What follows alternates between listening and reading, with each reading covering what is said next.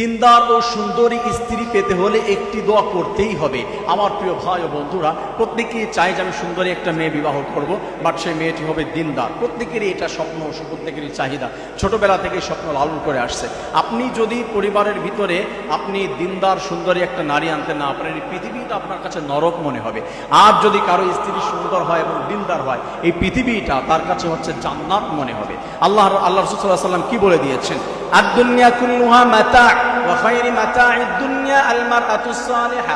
এই দুনিয়ার সব কিছু হচ্ছে খেলনার মতো, খেলতামাশা। তার মধ্যে একটা সম্মানী বস্তু আছে, সেইটা হলো আল মারআতুস সালিহা, তার সতী সাধবী সুন্দর রমণী যার ঘরের মধ্যে আছে।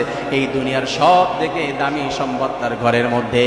রাসূল জানিয়ে দিয়েছে, আল্লাহ তাআলা বলছেন, হে বান্দা, সুন্দরী দিনদার নারী যদি তোমার পেতে হয়, আল্লাহ তাআলার কাছে বারবার দোয়া করো, রব্বানা আতিনা ফিদ দুনিয়া হাসানাতাও ওয়া ফিল আখিরাতি হাসানাতাও ওয়া কিনা আযাবান নার।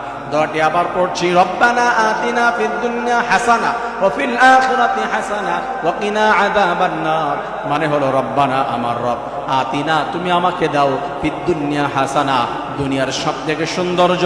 হযরতে আলী এই হাসানা, এই সুন্দরের ব্যাখ্যা করেছে, উত্তম চরিত্রবান দিনদার একটা স্ত্রীর কথা ব্যাখ্যা করেছে। আল্লাহ, তুমি আমাকে দুনিয়ার মধ্যে উত্তম একটা স্ত্রী দান করো আল্লাহ তাআলার কাছে।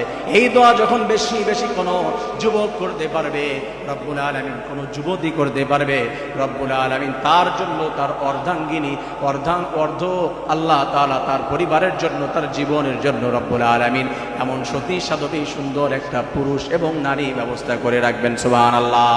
আমার প্রিয় ভাই বন্ধুরা, এই জন্যই দোয়াটি আমরা কেউ পড়তে ভুলবো না।